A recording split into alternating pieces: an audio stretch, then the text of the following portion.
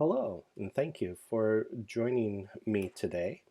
I'm Andrew Coleman, and I'll be your facilitator as we go through this video presentation. And if you are a member of Scrum Alliance or PMI, and you would like to get either Scrum education units or professional development units, which is usually 1 hour each for both of those, look in the description below, and I'll have a description in there of how many PDUs or SEUs this presentation is worth. And this is in addition to what you've already learned with your regular Scrum training or Agile training. So this isn't meant to replace those. This is in addition to those.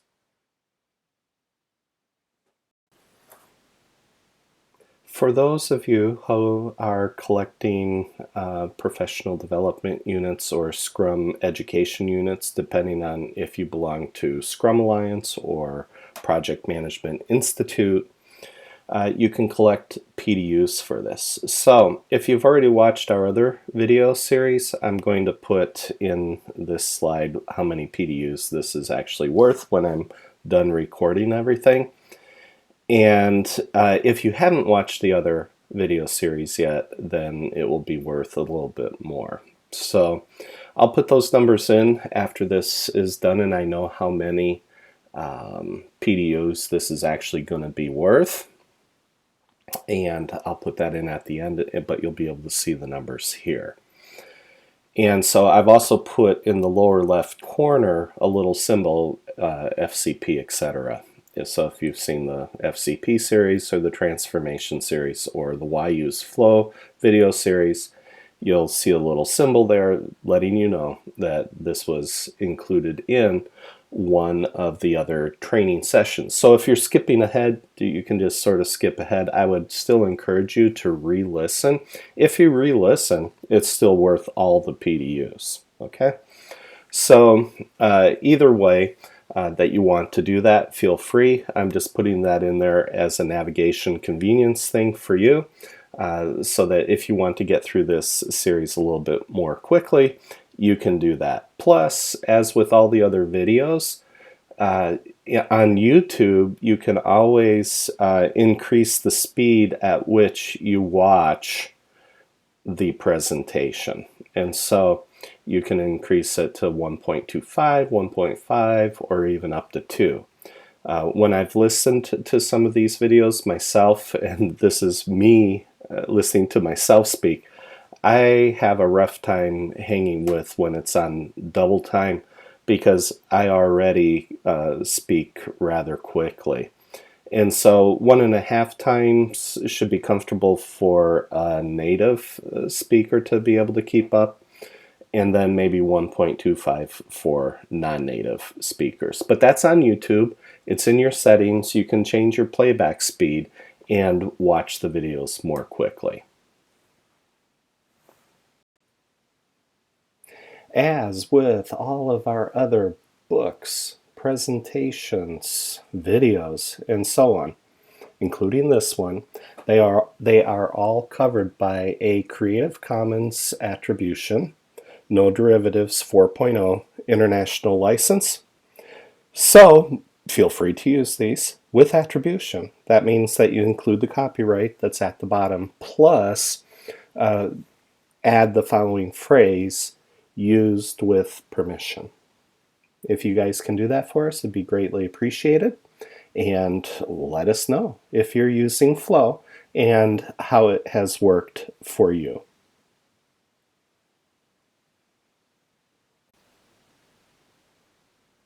In the following section, in some of these slides, they are also included in some of the other training materials that we have out there in the video series. If you've read Good to Great and are familiar with the Stockdale paradox, it's really important to be able to address the brutal facts, as Jim Collins mentioned in that section of his book. Stockdale mentioned that The people who died first were the optimists. So it's best to be pragmatic, address the brutal facts, and operate from there rather than putting on rose-colored glasses and thinking that the world's okay. So we'll go through that. In these sections, you're going to see how flow turbocharges the results that you're trying to achieve. You'll see some things about employee engagement, the Agile Onion, and in the end of this section, what it really boils down to is results.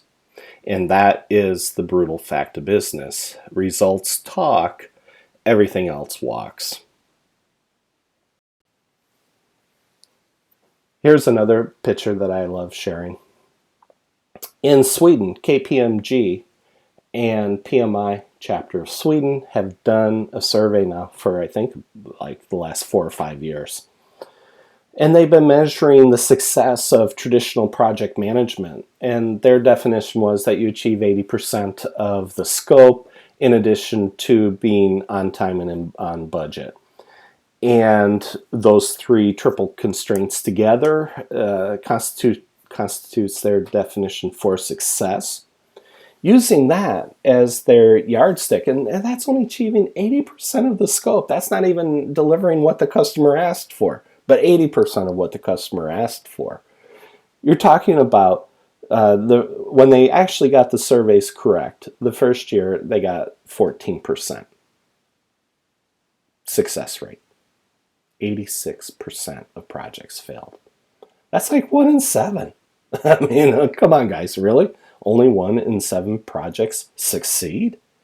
Okay, and so it went 14, 15, 16%, and then it leveled out at 16% in the 4th year. So it's like from 2015 to 2019, whenever they were doing those surveys, and I think they do those every year. So another one will be coming out this year in February, March, April, whenever it comes out.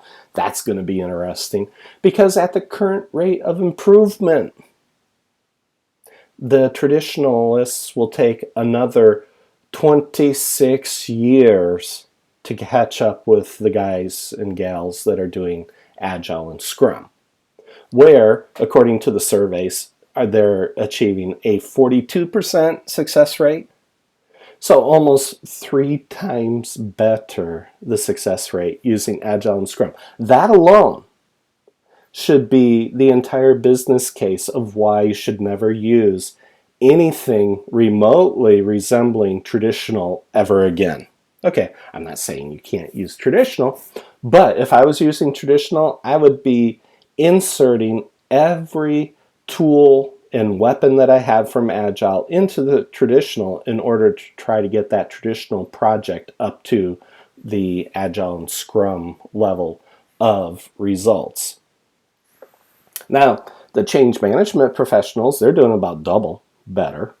And then the Agile and Scrum is at 42%. I'm going to drop in another slide here along the way, and it's going to be an example of what we've observed of when you put flow on top of these three, what happens? How much more success do we actually achieve?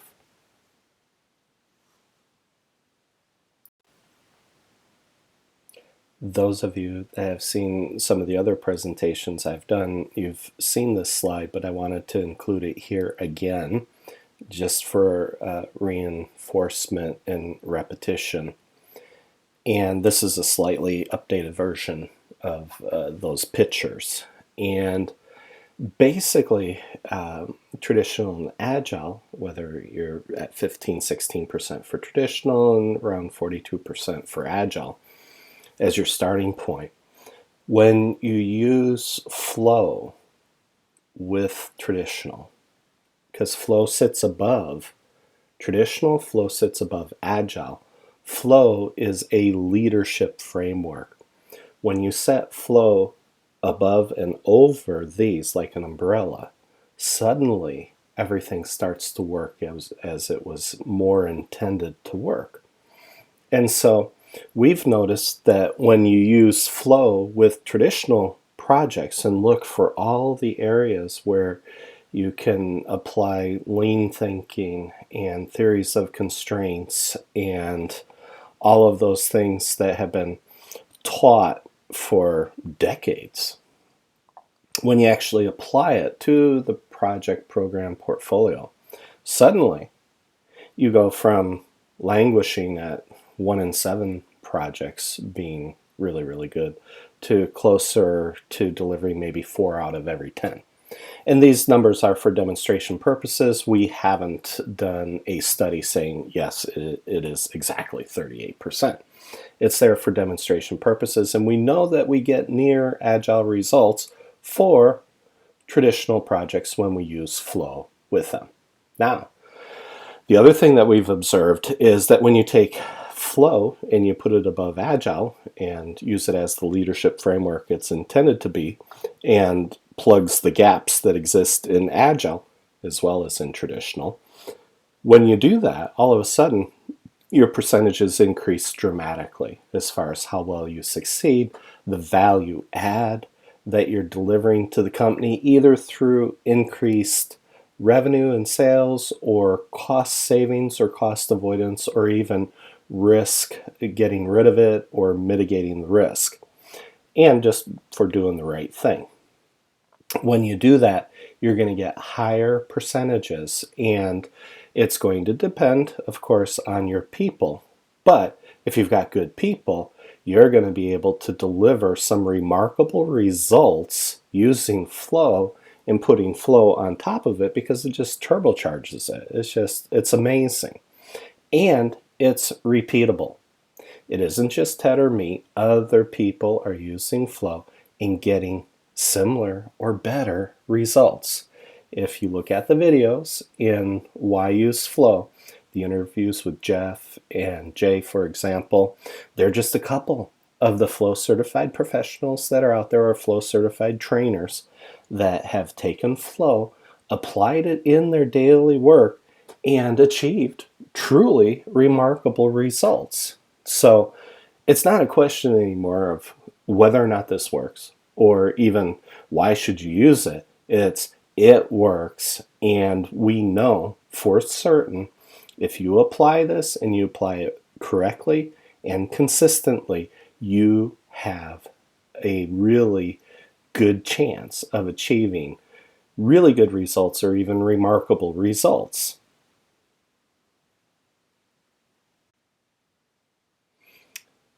This last slide, this was just the employee engagement from the Gallup poll back in 2019. Basically, only 13% of your people are engaged. 87% are disengaged and or actively disengaged down there in the lower left corner. I think that was somewhere around 20%. And then like 67% were just disengaged. But either way, what's happened here is that, people's expectations aren't being met. And you have your expectations, and then you have reality. When those match, you get the people up in the 13% in the upper right corner. When they don't match, you get everything else. Okay, and so you can have 80% of your workforce who basically is neutral to what you're doing and they just do their job, or you've got that small portion that are actively working against you to make your life miserable. And that's where their high expectations ran into low alignment with reality, and they just get disturbed. The whole point of transforming your organization and to use flow and try to bring people up the agile curve is to move that 13% out to the left and increase the size of that circle so that less and less of your people are disengaged and more are engaged. Some people felt that if you did the transformation right, you could get up to 80% of the people engaged. That's an 80-20 Pareto. Might or might not be true. In smaller organizations, I believe that that's possible. In bigger organizations, you're always going to have inertia. So there's going to be somewhere in between is the truth. But I do know using Flow, using Agile, you will get a higher level of engagement. One of the companies that I worked with here within the last 5 years, they were doing these engagement surveys, and I'd seen it with companies that weren't Agile. They reflected this 13%. One of the companies that I was working with that was doing Agile, but we were helping them with an Agile reboot, their engagement was up around 17, 18%. So right there you can already see, just using Agile, you're going to get a 50% improvement in engagement, which is substantial, and the value out of that is exponential. So I know that if they had combined Flow with that, based on some of the other videos that I've seen, you might expect to see 26% engagement, or 39% engagement, or even 52% engagement. You choose. But I know that somewhere out there is the truth, and that using the transformation things that we've shared in this document will help you get more engaged, happier employees that are adding more and more value to the organization. This was the last slide for this deck. Thank you very much for being with. Have a great one, and we'll see you on the other presentations. Thanks. Bye.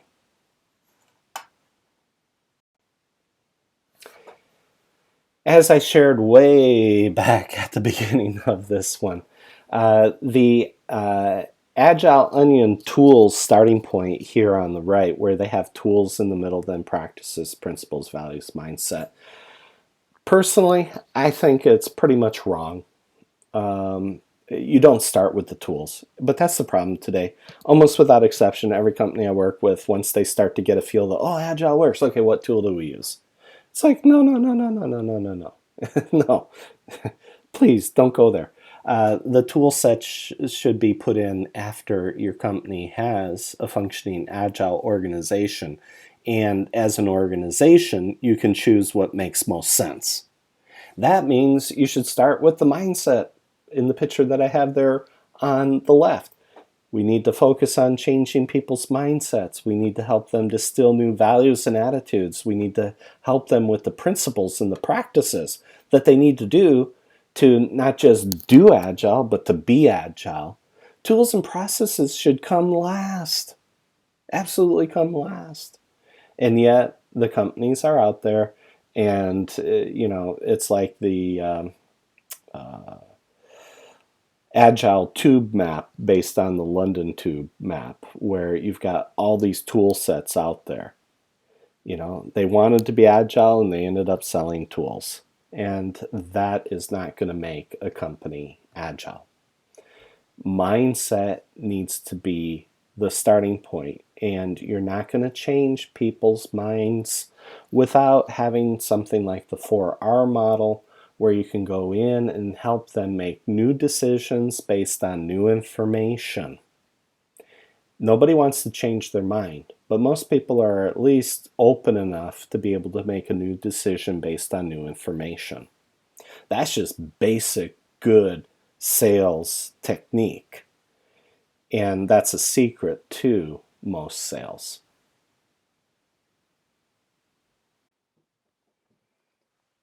I know there's a lot of people out there that enjoy Dilbert. I know I do. And these are really good. For example, in this one, Dilbert's telling the pointy-haired boss, hey, we need 3 more programmers. And the pointy-haired boss goes, well, use Agile programming methods. And Dilbert tries to explain to the pointy-haired boss, Agile programming doesn't just mean doing more work with fewer people. And the pointy-haired boss is like, find me some words that do mean that, and ask again. And I think we all run into that about there's a lot of misunderstanding when you get into that middle layer of management. And there's a lot of people who are talking the talk, but they're not necessarily walking the walk. And we go through that in the transformation video series that I've done. And we also go through that in the Flow Certified Professional video series that I've also done. It's not enough to just talk the talk, you have to walk the talk. It's not enough to do Agile, you have to be Agile. And so humor is a great way to start to bring home that point that there's a lot of change that has to take place at every level, and we're here to help you. And we're here to help you understand what your new role is as a leader in the company. So there's going to be a lot of disruption and a lot of people who are going to find it very uncomfortable to have to switch to a new role. Here's another Dilbert one. We're glad Agile has a name. And the pointy haired boss is like, hey, we're going to try something called Agile programming. That means no more planning, no more documentation, just start writing code and complaining. Wally goes, I'm glad it has a name. And the pointy haired boss is looking over at Dilbert and goes, that was your training. And so there's a lot of myths out there in Agile. And one of the myths is that we don't do documentation. Well, that's just simply not true. Especially if you're dealing with actual real products that you're producing that can put people's lives at risk, whether it's in the automotive or aerospace industry or any similar industry where our product could actually put a person at risk. In that case, we are going to continue to do the documentation that's required by either legal regulation or laws or whatever. That's not going to go away. And it's not that we're not going to do any more planning. We still do planning. That's what sprint planning is all about.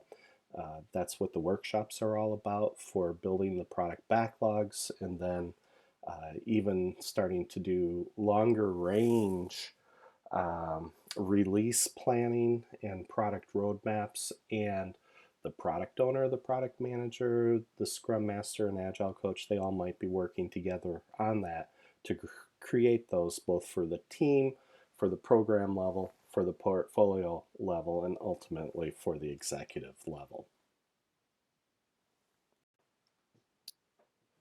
Probably the most brutal of all of these facts that we've gone through earlier, everything from how dismal traditional project management performs to even Agile still not making it more than half of the time, is that in the end, it all boils down to results. And so when we're talking about results, the executives are going to be looking at, are we doing the right thing? Are we increasing revenues? Are we decreasing costs? Are we getting rid of or mitigating risk? Those are the three primary things an executive will look at, and all of those fall under the category of doing the right thing. And as I was looking at doing the right thing, it hit me that, oh, well, this is the 4R model. This is part of flow. This is what it's all about in flow.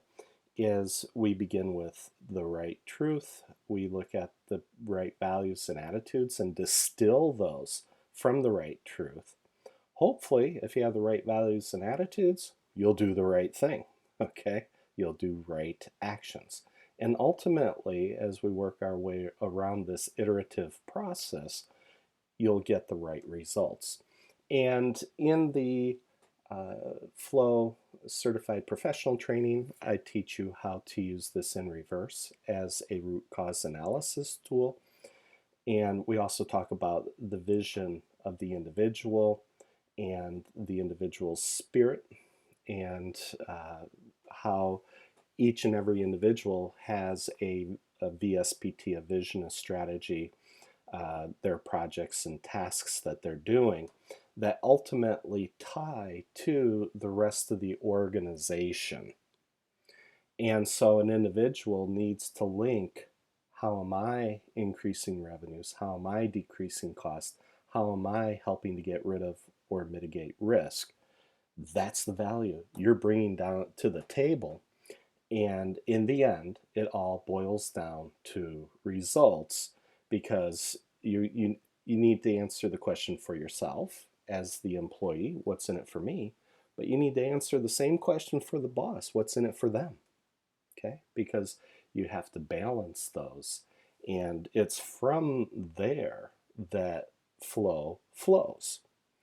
And so this is actually, the 4R model is the mirror image of the 4D model.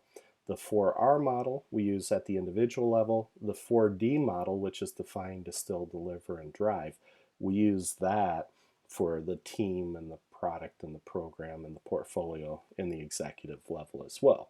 But since individuals are at every one of those levels and in all those areas, the 4R model applies as well. So, in spite of everything else, the most brutal of all facts is it boils down to results.